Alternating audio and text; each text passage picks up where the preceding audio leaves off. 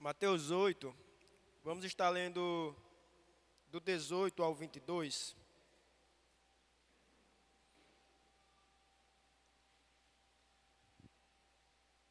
Mateus capítulo 8, dos versículos 18 ao 22. Acompanhe a leitura. Vendo Jesus muita gente ao seu redor, ordenou que passassem para outra margem. Então, aproximando-se dele um escriba, disse a Jesus: Mestre, vou segui-lo para onde quer que o Senhor for. Mas Jesus lhe respondeu: As raposas têm as suas tocas e as aves do céu têm os seus ninhos, mas o Filho do Homem não tem onde reclinar a cabeça. E outro dos discípulos lhe disse: Senhor, deixe-me ir primeiro sepultar o meu pai. Mas Jesus respondeu: Siga-me e deixe que os mortos sepultem os seus mortos. Amém, irmãos. Como já foi orado, o nosso desejo é que o Senhor esteja a iluminar as nossas mentes, esteja a falar a cada coração aqui presente nessa noite. Irmãos, conta-se uma história que certa vez um jovem, ele procurou o filósofo e tão conhecido professor grego Sócrates. E aquele jovem perguntou a Sócrates: Ó mestre Sócrates, o senhor seria o meu professor? O senhor poderia ser o meu mestre? Aquele jovem, irmãos, não imaginava o custo, não imaginava o preço do que havia pedido. Aquele jovem, ele não imaginava qual era o custo do seu desejo. Sócrates então respondeu àquele jovem: Siga-me, siga-me. E virando-se, aquele professor, aquele filósofo, ele foi em direção ao mar. Ele foi caminhando em direção ao mar.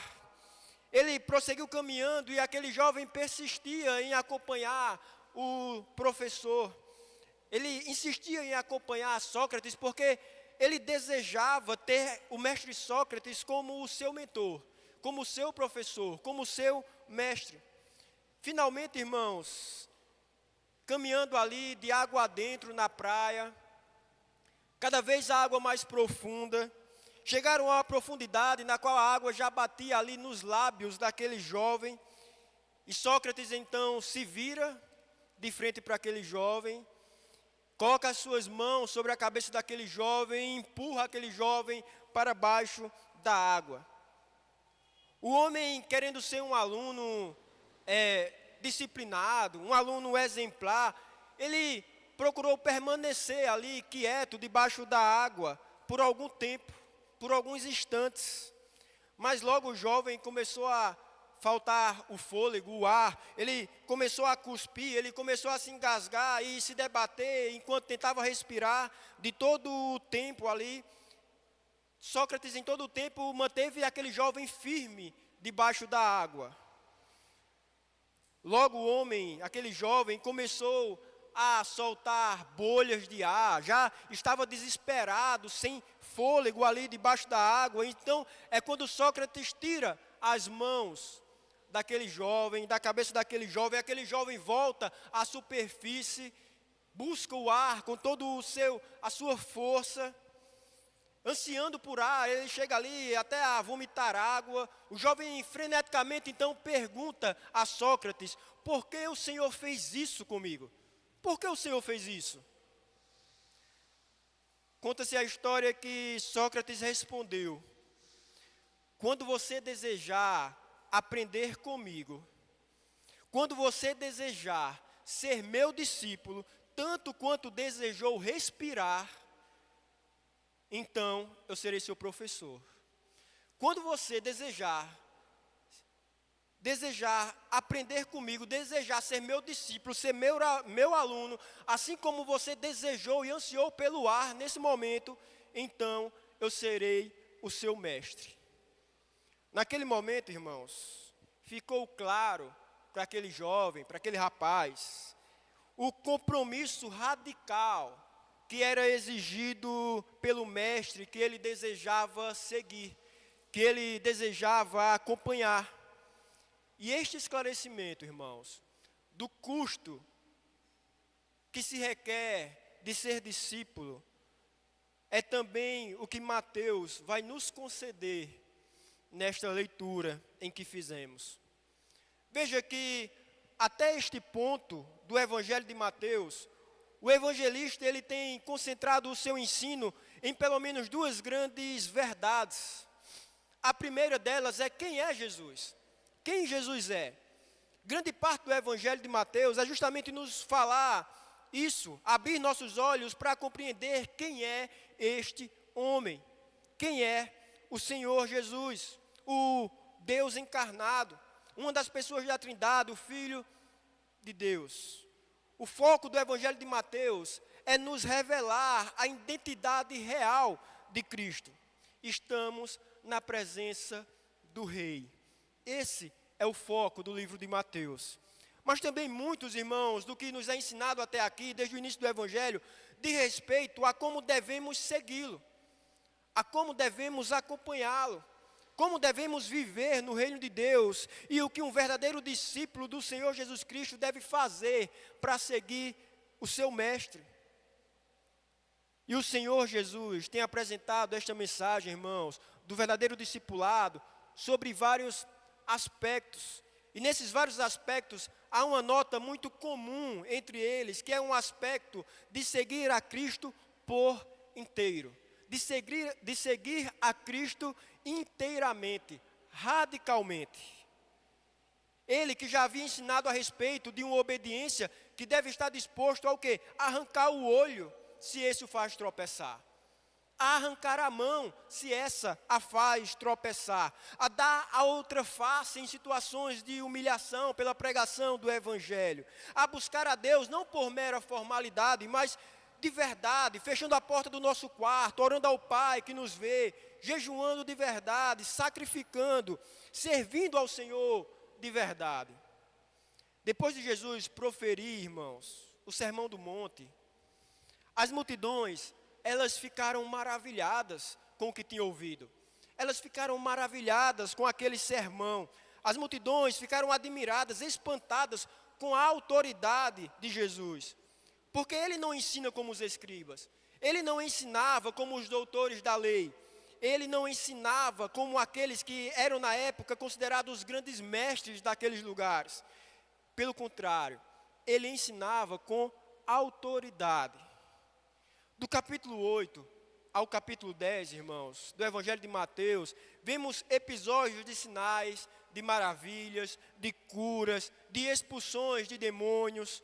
Após os milagres que ocorreram ao cair da tarde, e a multidão ali reunida ao lado de Jesus, o versículo 18, que começamos a nossa leitura, revela que Jesus instrui aqueles que o seguiam a irem para outra margem. E após isso, a gente vê, logo em seguida aí, irmãos, logo em seguida, a partir do versículo 23, o conhecido episódio de Jesus acalmando a tempestade. E posterior a esse episódio de Jesus acalmando a tempestade, a gente vê o que acontece quando Jesus chega à outra margem do mar. E esses três episódios, irmãos, episódios demonstram uma coisa em comum. Demonstram a autoridade do nosso Senhor. Começando de trás para frente, o terceiro episódio, irmãos, que começa aí no versículo 28, a gente que fala a respeito da cura, né, de dois endemoniados ali, gadarenos. Esse terceiro episódio, ele mostra a autoridade, o domínio do nosso Senhor sobre os demônios. Já o segundo episódio, o episódio do meio, o conhecido episódio de Jesus acalmando a tempestade, mostra a autoridade do nosso Senhor, o domínio do nosso Senhor sobre a própria criação. E aí no primeiro episódio, irmãos, que foi o qual lemos, do versículo 18 ao 22, o que a gente vai encontrar é a autoridade do nosso Senhor para com os próprios discípulos, para com aqueles que o seguem. A autoridade dele é vista no próprio custo do discipulado, no próprio preço do discipulado. Então, olhando para a passagem que temos diante de nós, no qual lemos, olhando para a radicalidade da autoridade de Cristo, assim como também para a radicalidade desse compromisso que nos é exposto, que nos é mostrado, meditaremos a respeito desse tema, irmãos, o custo do discipulado. Esse é o tema da nossa mensagem nessa noite, o custo do discipulado. Radical, irmãos, é o compromisso. Há um custo de ser discípulo. E o primeiro custo que vemos no texto é a renúncia. Ser discípulo de Cristo nos custa renúncia. Veja o versículo 18. Vendo Jesus muita gente ao seu redor, ordenou que passassem para a outra margem. Depois dos milagres, irmãos, da multidão ali reunida, Jesus ele manda aqueles que o seguiam irem para o outro lado da margem. O que já envolve uma certa renúncia. Sair de onde está, deixar o que tem. Pense, quantos daquela multidão já estavam contentes e satisfeitos por ouvir o Sermão do Monte? Quantos daquela multidão já estavam satisfeitos em talvez receber um milagre de Jesus, uma cura, uma libertação? E agora, talvez muitos ali queriam apenas o quê?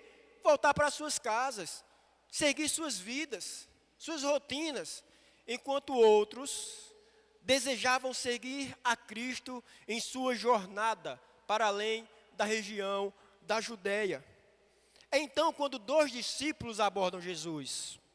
Afinal, a palavra outro, lá no versículo 21, veja, e outro dos discípulos, essa palavra outro, se referindo ao segundo homem, denuncia o quê? Que o primeiro também era um discípulo. Esse outro aqui é denunciativo, outro discípulo de Jesus.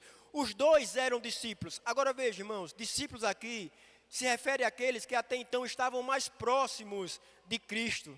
Mais adiante no Evangelho de Mateus é que ele vai usar a palavra para se referir aos 12 principais. Mas até então, os discípulos eram esses que estavam ali, acompanhando, próximos, ouvindo Jesus, seguindo a Cristo de perto. Vemos, portanto, um escriba seguir a Cristo. O que já nos mostra algo inusitado, irmãos. O que já nos mostra algo diferente do comum. Por quê? Os escribas, de modo geral, não eram nada simpáticos com a pessoa de Cristo.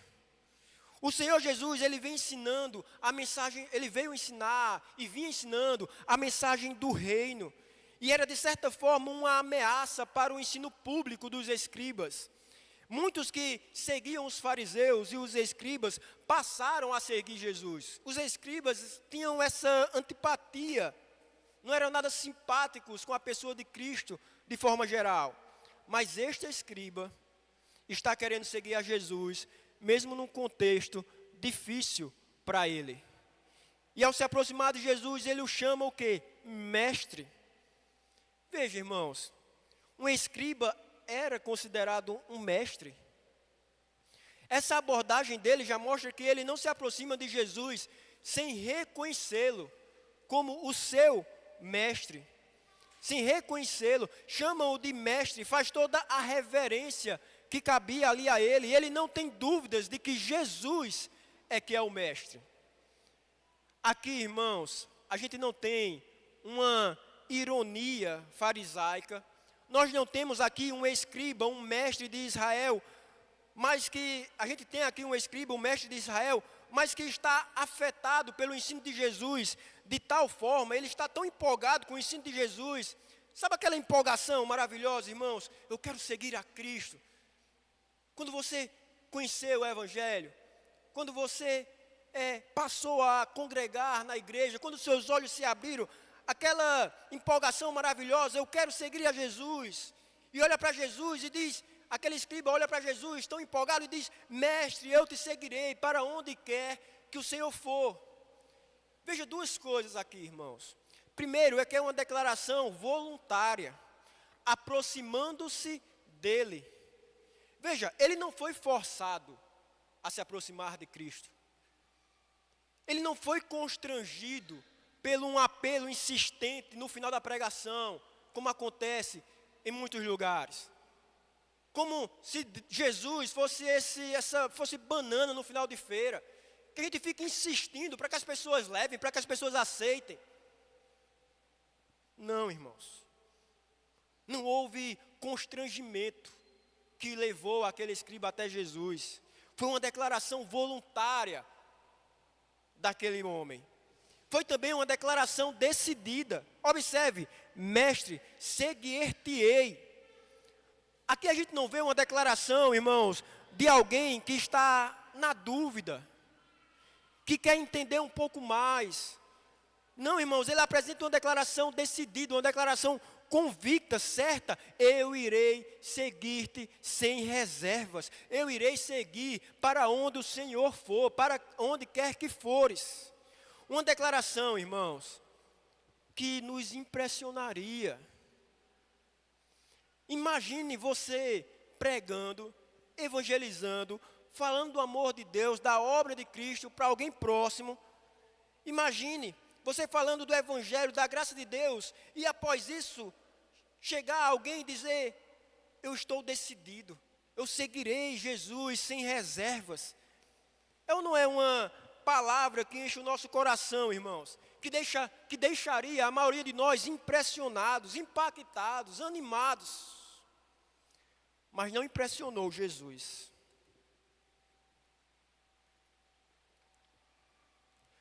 O Senhor, Ele não se impressiona com palavras. O Senhor, Ele não se impressiona com aparências. Ele sonda os corações. O Senhor, Ele lê os corações. E aquela palavra voluntária, decidida e sem reservas, se mostrou uma palavra precipitada, irmãos. E, portanto, uma palavra perigosa. Uma declaração que não estava ciente da radicalidade, dos custos, do preço, das renúncias de tal compromisso. Precipitado demais. Você conhece pessoas assim? Rápidas demais. Vai ter uma coisa e ela mal acabou de ouvir e ela já fica empolgada, vamos fazer aquilo outro, isso e aquilo, sem pensar direito. Em geral, irmãos, pessoas precipitadas, elas não calculam muito bem o custo. Tem um episódio que aconteceu comigo.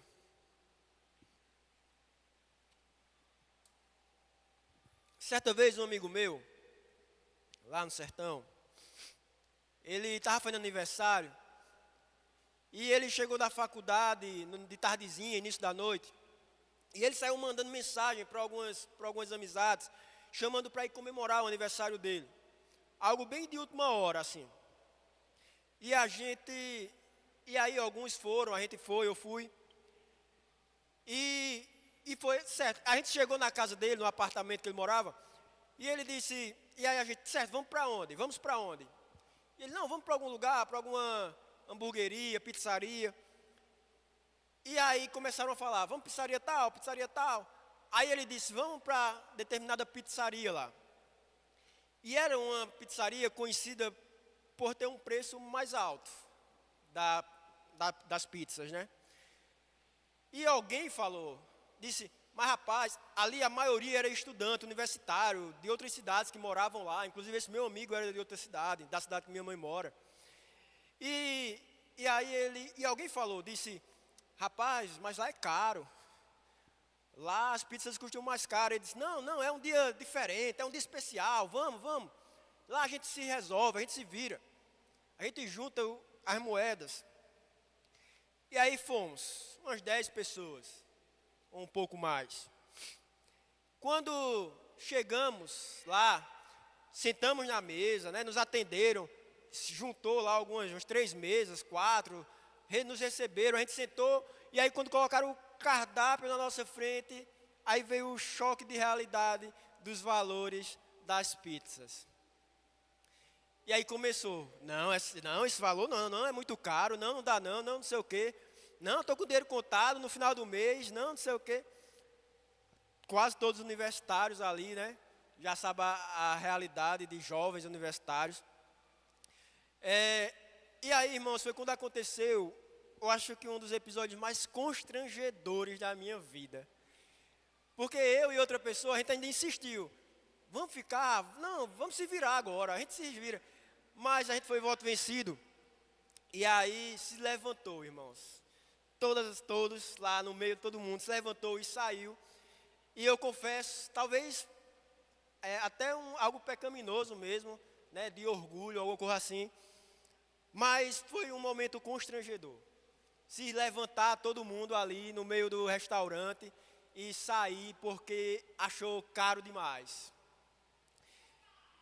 Veja, irmãos, por que eu contei essa história? É que o rápido demais,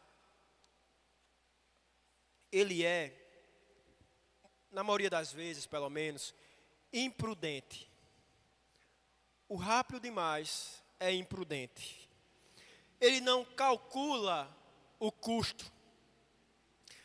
Lembre-se que entre os 12 discípulos, teve um precipitado demais.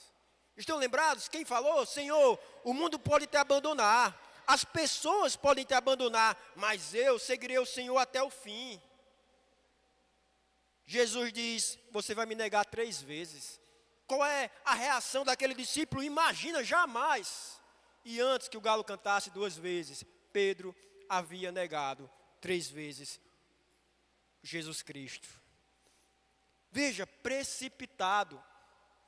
Aquele homem era ignorante a respeito do caminho de Cristo.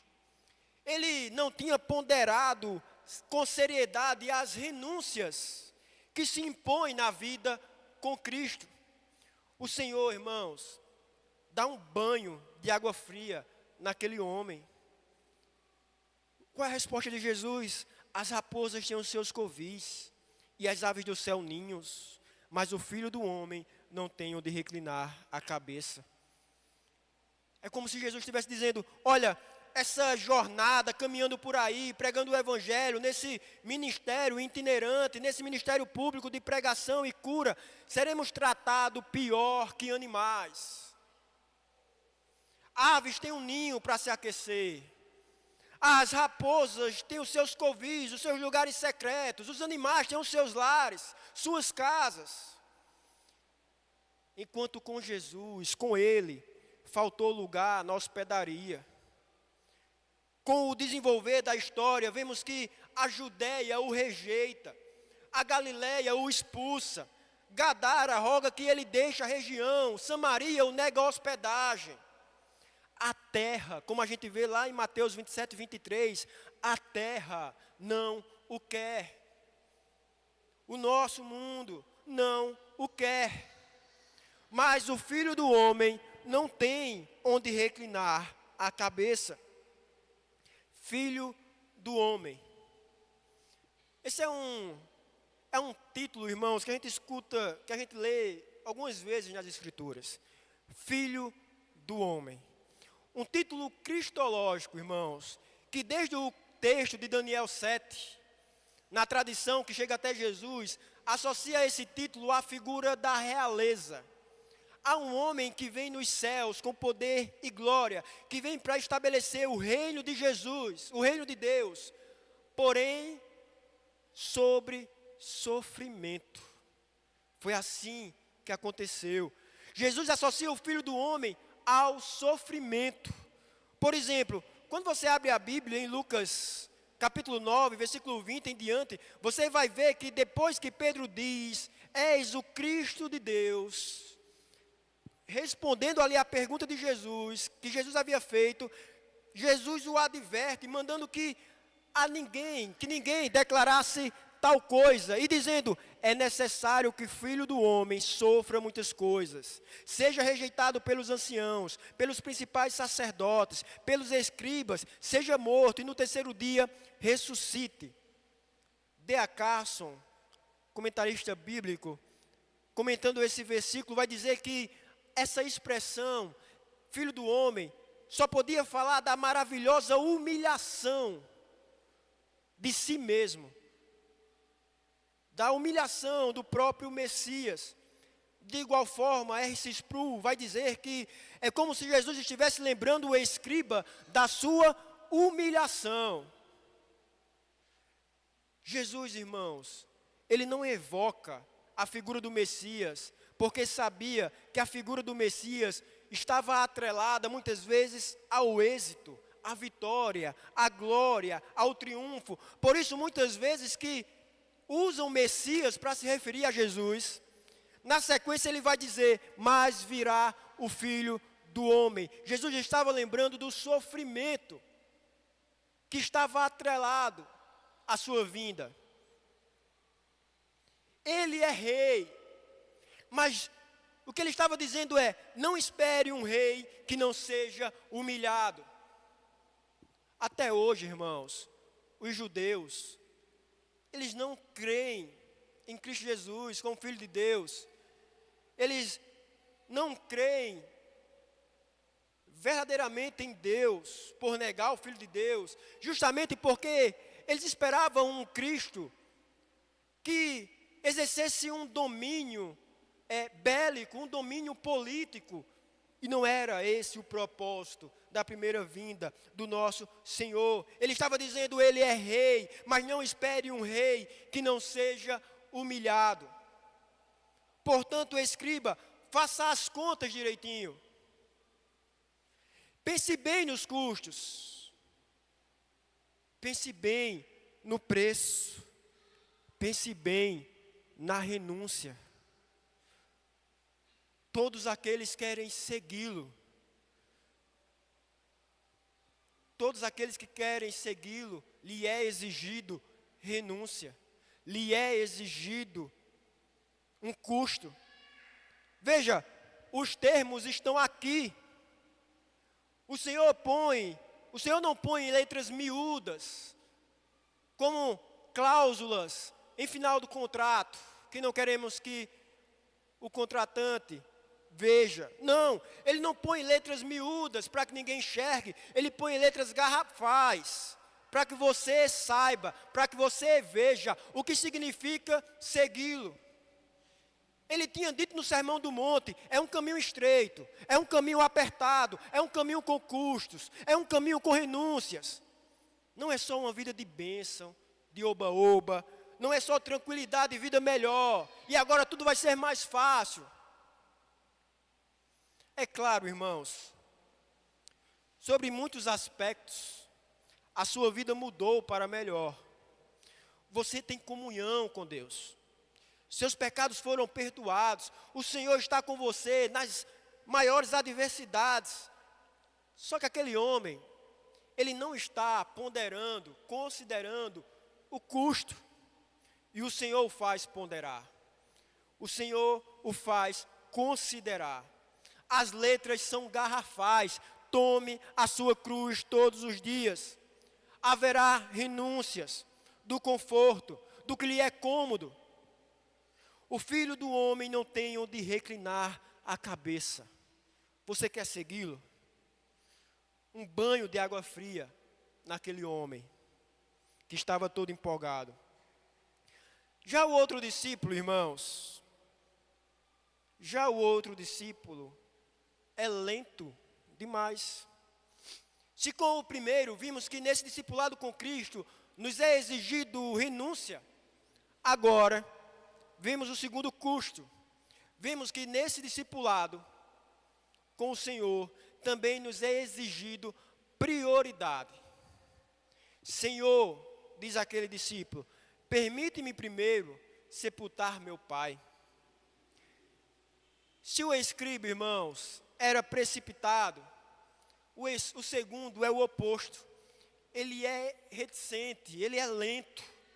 Se o primeiro é rápido demais, o outro é lento demais. Agora prestem atenção, irmãos. Duas coisas podem estar acontecendo aqui. Uma é que o pai daquele homem realmente morreu e ele precisa sepultá-lo. Outra é que não necessariamente diz respeito à morte do seu pai, mas que, sabendo que o pai já está bem idoso, está prestes a morrer, e ele sabendo disso, sabendo que o pai não vai durar muitos anos, ele faz o cálculo e diz assim: Senhor, ele não vai durar muito, ele vai morrer, então, quando eu resolver isso, eu te sigo. Ele tinha algo importante a fazer primeiro. Algo que aparentemente, irmãos, parece bem razoável. Certamente era uma marca de piedade no mundo judeu. A ordem do mandamento qual é, irmãos? Honrar pai e mãe. Então, ele está prometendo lealdade a Jesus. Mas, ao mesmo tempo, está dizendo que precisa primeiro ser leal ao seu pai. Eu prometo lealdade ao Senhor depois que eu cumprir a minha lealdade com o meu pai. Olha a resposta de Jesus, irmãos. Siga-me e deixe que os mortos sepultem os mortos. É uma resposta meio dura, não é? Mas é o recurso, irmãos, que Jesus vem usando para falar da radicalidade, da autoridade dele. Veja, quando ele disse: se o teu olho te faz tropeçar, arranca-o, ele está mostrando a intensidade do que está em jogo aqui, em seguir a Cristo. O que está em jogo aqui, irmãos, não é uma questão de cuidar do pai ou não. O questionamento aqui é qual ou quem é a prioridade. Quem é a sua prioridade? Sua prioridade. Quem ou qual é a nossa prioridade? A quem é a nossa devoção? O nosso compromisso maior é com quem? Por isso, irmãos, esse exemplo acaba sendo bastante pertinente, porque naturalmente um compromisso de cuidar dos pais era um compromisso muito levado a sério na época. E vem o Senhor e diz assim: existe algo que está acima disso. Existe algo que está acima de tudo. Um comprometimento que está acima de pai, que está acima de mãe, que está acima de filho, de cônjuge, de qualquer coisa que você imagina.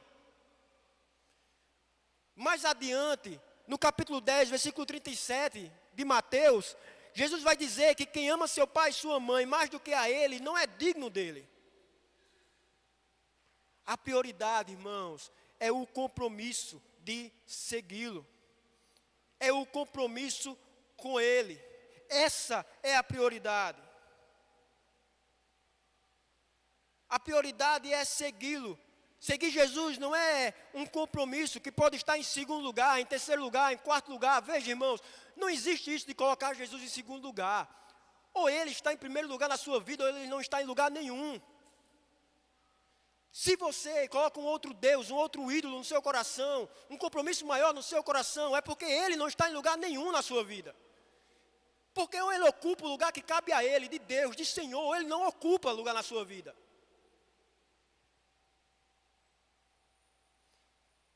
Seguir a Jesus não é um compromisso que pode estar em outro lugar, senão em primeiro. Aquele homem parece querer negociar com Jesus. Olha, eu te seguirei, Senhor, mas veja bem, eu quero seguir nos meus termos, eu quero seguir conforme o que eu penso, o que eu desejo e o que eu posso. É interessante que se aquele homem segue a Jesus, o pai dele não estaria desamparado.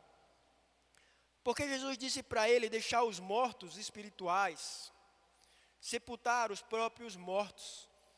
Tem quem cuide do seu pai. Deixe-os e você segue a Cristo. Esse é o nosso compromisso. Obviamente, irmãos, o Senhor Jesus não está dizendo que devemos desprezar os pais. Ele é o autor da lei, do mandamento. Honra o teu pai e tua mãe. Mas nos dizendo que se o nosso compromisso com quem quer que seja, ou com o que quer que seja, se coloca no caminho do compromisso com ele, então segui-lo deve ser a sua prioridade. Então nos é dado o questionamento, irmãos. Estamos dispostos a seguir a Cristo dessa maneira? Pois seguir a Cristo é segui-lo em primeiro lugar. Quantas vezes queremos negociar com Jesus? Não, eu sigo Jesus, mas olha, eu tenho outras prioridades. E portanto eu dou a Jesus o meu resto, o que sobra. Sempre que Jesus e outros compromissos se chocam, parecem que Jesus sempre perde na lista de prioridade. Só seguimos quando não temos nada competindo, mas se tem uma outra coisa competindo, muitas vezes Jesus não é a prioridade. Quantos não vivem sua vida inteira seguindo a Cristo dessa maneira, pela metade? Siga-me, deixe que os mortos enterrem os seus mortos. Deixe aqueles que são do mundo priorizarem as coisas do mundo. Deixe aqueles que não o têm como Senhor enterrar aqueles que fisicamente estão mortos.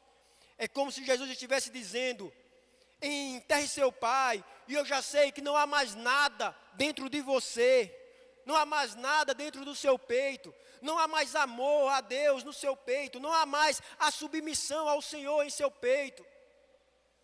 Se prioriza a qualquer pessoa ou a qualquer coisa que seja ao invés de Deus, algo dentro de você já morreu faz tempo, meu irmão, e você não sabe, vai enterrar então os mortos da tua vida, porque você já está morto por dentro.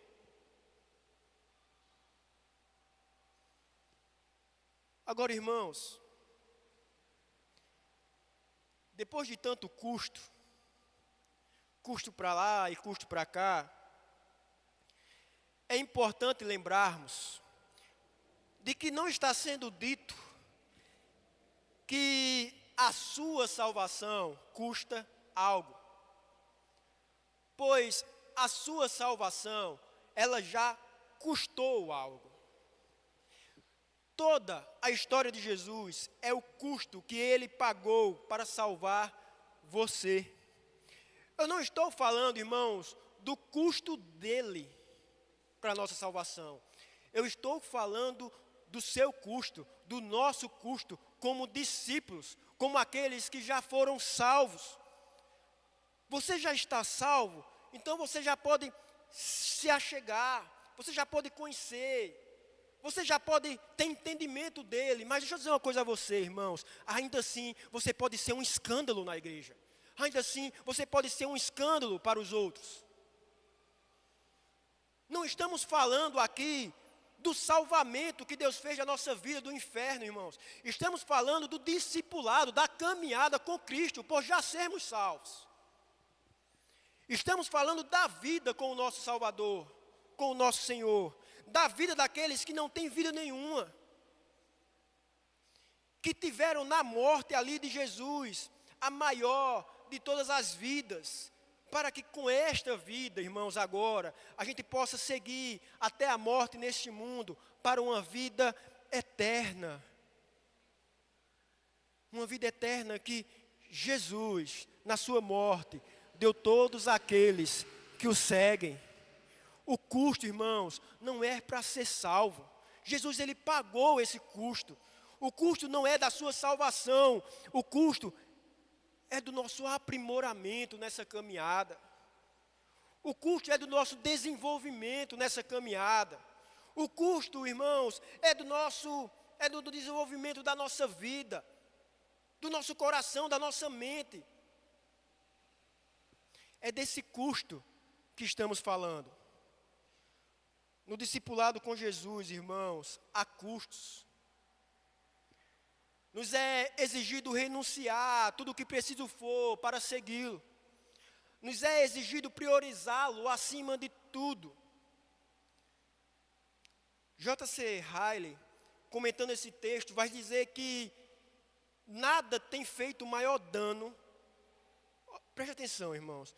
Nada tem feito maior dano ao cristianismo do que a prática de encher as fileiras do exército de Cristo com qualquer voluntário que esteja disposto a fazer uma pequena profissão de fé e que possa falar fluentemente de suas experiências religiosas.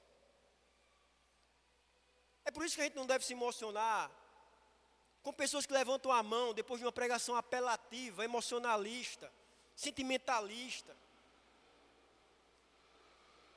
Infelizmente, se tem esquecido que os números apenas não significam poder.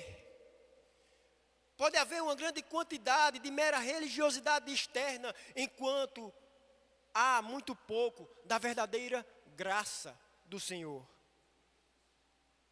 Aproveitando as palavras de Riley, eu gostaria de trazer 2 desafios para nossas vidas, irmãos. O primeiro desafio é: não omita o custo do discipulado. Eu estou diante dos filhos do Senhor. O que se espera de cada um aqui é que fale do amor de Deus àqueles que estão próximos. Só que, irmãos, cuidemos para nada esconder aos recém-convertidos e a demais pessoas que estão a buscar a Deus. Não deixemos que se enganem com falsas expectativas.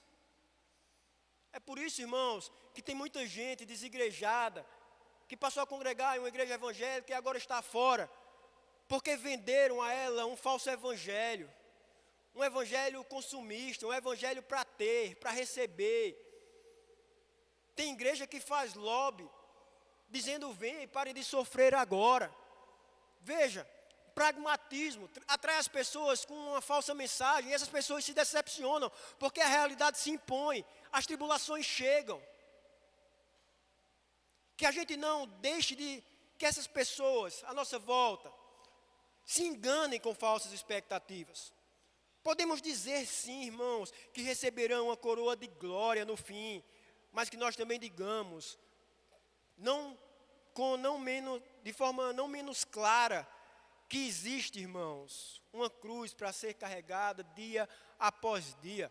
Jesus, Ele não omite isso a ninguém. Façamos igual. O segundo desafio: não confie nas suas próprias forças em meio ao discipulado, em meio à caminhada com Cristo.